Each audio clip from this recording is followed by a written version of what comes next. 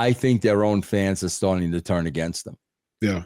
I think that's what's happening. You're reading a lot of that. I'm reading so many tweets of people saying how good it was at the beginning and they can't watch it anymore. So you got a lot of fans they had that are now turning that product off. When you get to that kind of territory, Chris, that's bad.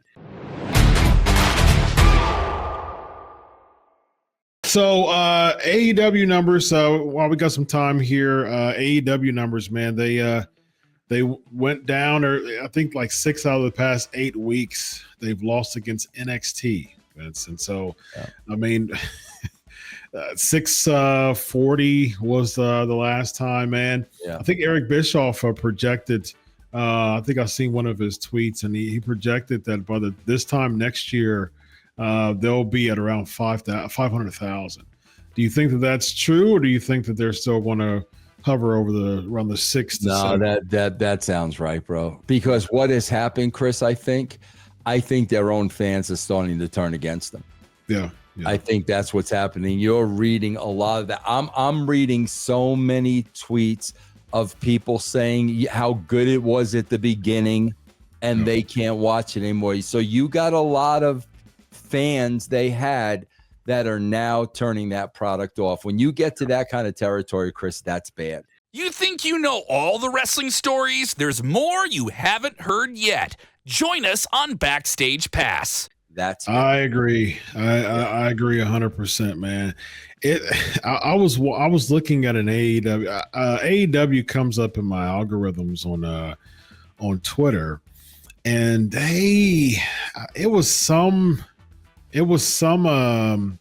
tweet that they had about a match, and then man, I looked at the comment section and I was like, whoa, I probably saw 3 dozen comments, and about 95% of them were negative. Yeah. And so I'm like, I don't remember which one it was, but yeah, it was pretty bad, man. And I think a lot of people don't like this Boom guy too. What's his name? Yeah, the guy, the Costco guy, man. Yeah.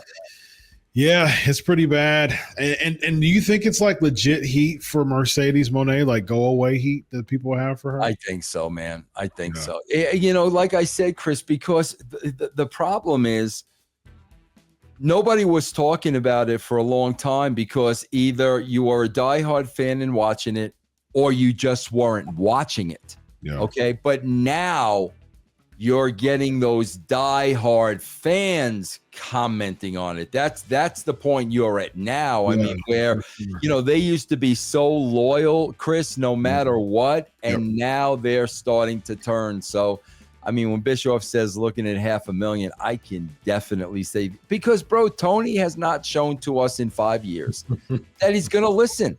Yeah. He's not going to listen. He's not going to take advice. He's going to go out there and book this thing the way he wants. He has every right to do that. Yeah. But don't wonder why, you know, you're losing audience more and more every week. You're not giving them what they want. 100%. Yep. Some of the comments I saw even on one of the tweets sound like 100K. I think I'll skip this one. What are these random matches? I mean, like it's pretty bad, man. And here's my other thing that I was thinking about as you were saying that, Vince. Do you think that AEW is turning the corner as far as becoming viewed as a negative, so negatively because of the Meltzer stuff going on this year? I think that's got a lot to do with it, bro. Yeah. I think it's a lot of I think it's a lot of factors, man. I really, really do. Meltz is getting a lot of real negative, you know, publicity. I swear, man, it's like, bro, he's got Double J working there. Mm-hmm. Okay, Double J was involved a lot creatively with TNA. You know, like, bro, I was the head writer, but Jeff had to approve everything. It was Jeff's company, you know, until the Kurt thing happened. Mm-hmm. But up until that point, it was Jeff's company. Jeff was in on every creative meeting, and Jeff was the one that had final say. So I swear, man, if I'm Tony Khan, give freaking Jeff the book for 6 months. Yeah. Just say, Jeff, I know you did this. You ran TNA, blah, blah, blah, blah, blah. What does he have to lose at this point? Nothing. Pride. Other than pride. You know what I mean? That's it. Yeah. But that's what I would do. Jeff, 6 months, man. Let's see what you can do with this thing. Yeah, it seems like his emphasis is so much on it seems like Meltzer's like a consultant in many ways, and Meltzer's so enamored, and he has been for decades, of the Japanese style wrestling. Yep. The thing is, the Japanese style wrestling doesn't automatically comport here. Like, it doesn't connect with the American audience. Americans about entertainment. I mean, even I saw something on the socials. Julia, I think she's the Japanese wrestler that came to NXT. There was some clip of her and Bully Ray telling her to talk about the Tom Dreamer's butt or something like that. And I was, I started to look and search her more as far as just who she was, because I don't even know who she is.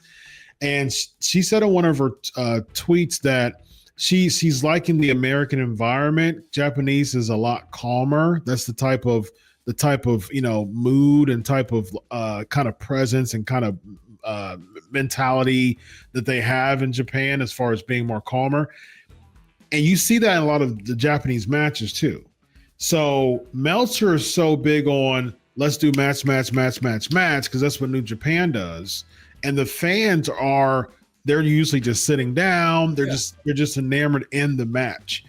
He's bringing that over to AEW, and we see that a lot within Tony Khan. The problem is it's a whole different type of audience that is not the same as the Japan audience. It's apples and oranges, man. It's two different things. You're trying to bring that over here. It's not working. And now you're like, oops, sorry, Tony. And like, you're kind of stepping back and saying, oh, my idea to you didn't work. And Tony, with his pride, is saying, yeah, we're gonna tweet my way out of this.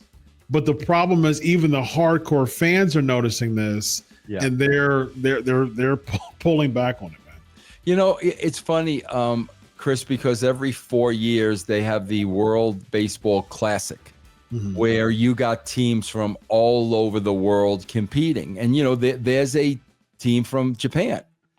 They play a different style ball than America, but nobody goes to this classic and comes back and says to the American baseball teams, we're going to start playing like the Japanese. Great example. Nobody in their right mind. Why would you do that, bro? That's exactly what AEW has done. Yeah, that's a great example. Yeah. And unfortunately, we're starting to see the downfall of the interest, and I think that's pretty unfortunate. Again, man, like I said, hey, if Domino's can do it and say, I messed up, that's right. AEW can do it too, man. Yep. AEW. So this guy right here is Vince Russo. I am Dr. Chris. This is Riding with Russo. Have a good night, everybody. Solo.